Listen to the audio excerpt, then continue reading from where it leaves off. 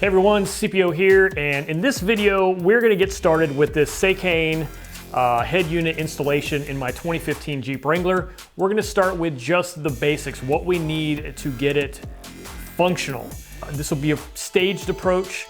I'm looking at the bare basics, how do we get it installed so that we can test it, and that'll be this video. We're going to do a test run and test installation, and then eventually we'll upgrade and enhance the capabilities.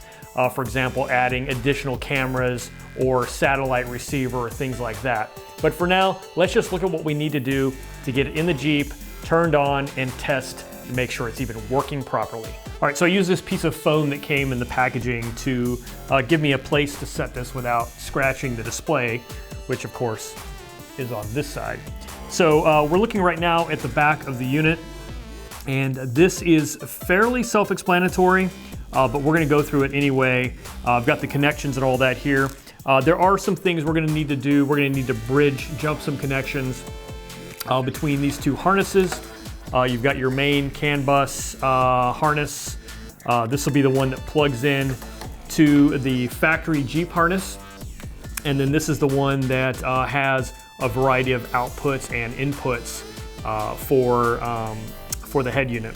All right, so this harness here, I'm going to tell you right now, I'm not going to use this in my system, so I'll show you where to plug it in, but it's not going in with mine. This is an output for audio. This is basically a 5.1 audio out. You can use it to plug in your system into, say, an external amplifier or something like that. So you've got your rear right and left, your front right and left, you've got a center channel, and you've got a subwoofer channel here. Again, that's for output. If you choose to use that,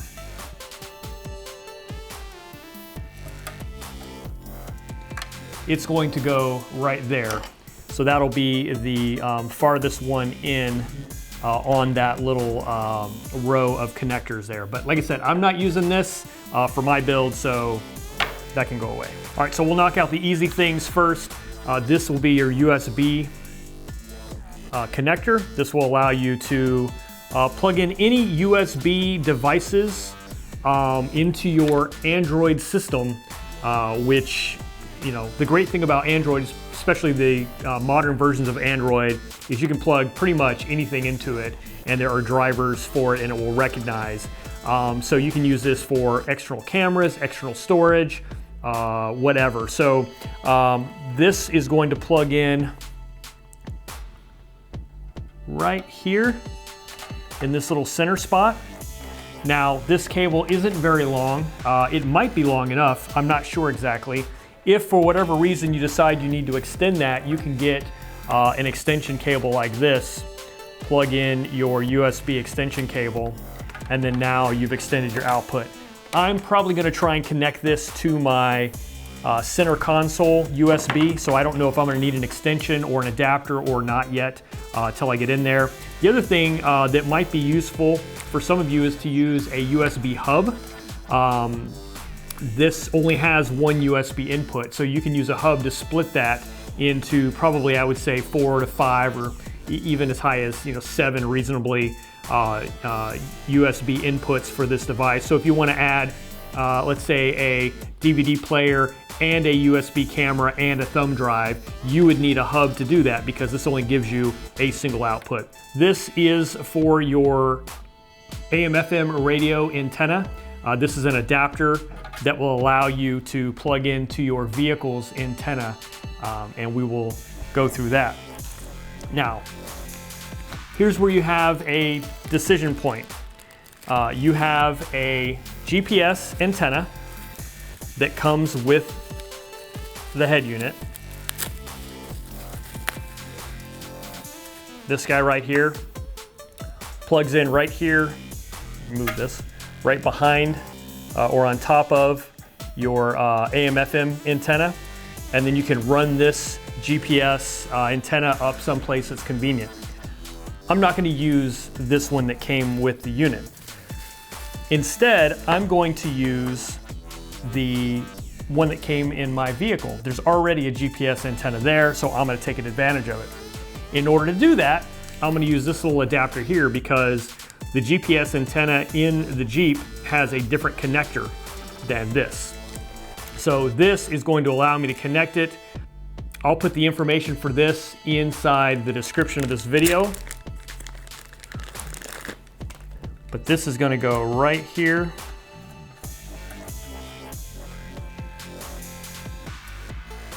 And then now this is going to go to my factory GPS antenna. So let me put this back on. So there we go.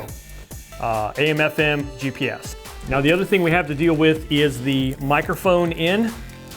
Unfortunately, I don't think it's so easy to use the factory microphone because it's a noise canceling microphone, not a simple signal ground sort of a setup like this is.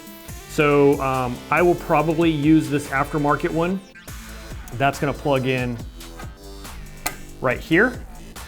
Although for basic functionality, I'm not going to worry about this right now. There is a microphone on the front of the unit, and when I do the final install, I'll do this. All right, so obviously you can see what we have left. This is where those audio outputs come from that I'm not going to use. This is unused in this particular installation. I don't know what that's for, but it doesn't come with anything to plug into there, and on their website they don't tell you what it's for. So we're just gonna have to ignore that for now. This is an SD card slot. I will plug an SD card in. Probably initially I'm gonna do some different things with that later though. As a matter of fact, let me plug in an SD card there now so I don't forget. This is a micro SD card. It's a Lexar 300X, 64 gig. That's just gonna click into place just like that. So now I've got that 64 gigs of storage right there. So now we have this block here for harnesses. This is pretty self-explanatory, but I'll go ahead and plug them in with you just to be sure you know where things go. These are going to plug in. You can see there's a notch on the top here, which is going to line with that notch. And then that's going to slip in. It's going to clip in on both sides.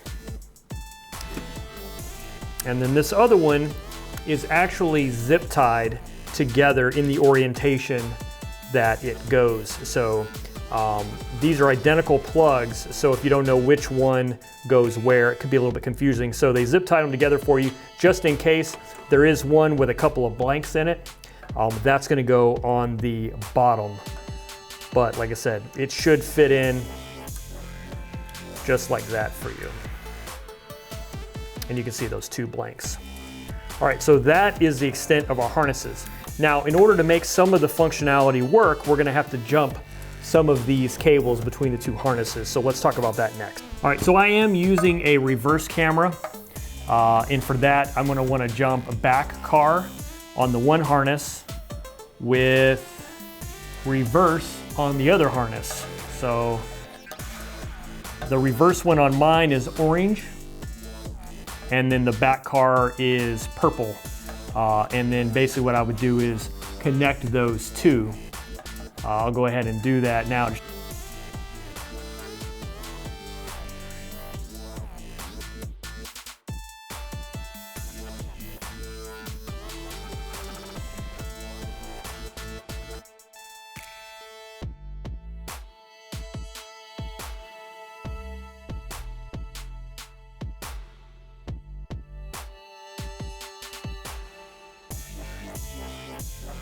Then the other one I know I need, because I have a factory Alpine upgrade, is I need to have the amp powered. For that, I need this amp con wire, which is like a darker purple on one connector, and I'm gonna bridge it against the brown amp con wire on the other connector. The problem I have here though is they didn't actually give me a bullet on this amp wire. I have no idea why. So I'm gonna end up just splicing these together initially. And they shouldn't have to come disconnected ever, so it doesn't really matter to me. So let's cut that. And I'm gonna go ahead and, there's a couple ways you could do this. You could put your own bullet on there, or you can just do what I'm doing, which is just redo the whole thing with a proper splice.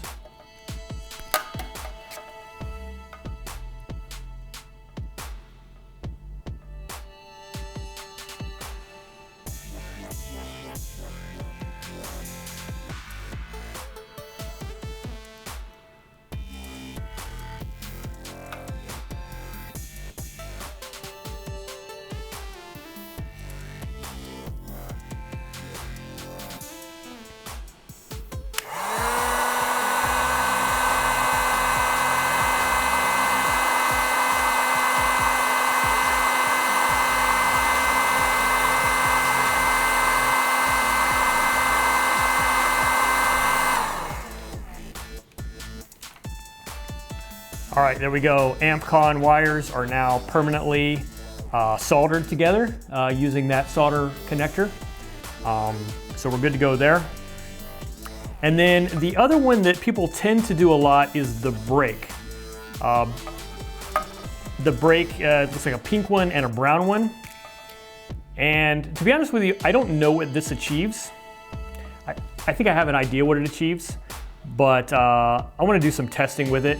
What I believe this is for, and I've actually asked Seicane's customer support and they have been unhelpful in answering this question. But there is a setting option that allows you to disable video play when the vehicle is in motion. My assumption is it's this wire through the CAN bus that's going to sense that, and then when you have that feature enabled, it will deactivate the ability to play videos in that situation. I'm assuming that's what that's for. If you left this disconnected, I don't think there's any negative impact. You just can't use that feature. So that's what I believe to be the case. So I've bridged 3 connections, back to reverse, the amp ones together, and then the brake ones together. And that's it. Now there are several others. There's K1, K2, and ground. That's if you need an external steering wheel key controller, and ours will use the built-in steering wheel controls on the Jeep, so we don't need an external one. And then an IR controller for some sort of an external IR device. What I am going to do is make sure that all of these little rubber covers are pulled down so there's no exposed metal, and they sort of click down into place. I don't want any exposed metal there. And then camera in, I'll utilize with my backup camera when I install it. And then there's another aux in, and a video in, and then aux out. So if you have, for example, headrest monitors, or you run to a separate monitor, you have AV outs. You have 2 different audio, or you have a left and right audio out, and then 2 different video outs, and then 2 video ins. So this will be a rear camera, and then when I run a front camera, I'll run it in through here. All right, I think I'm ready to go and start getting this thing put into the Jeep, but what that means is disassembling and taking out the current one. So let's go do that now.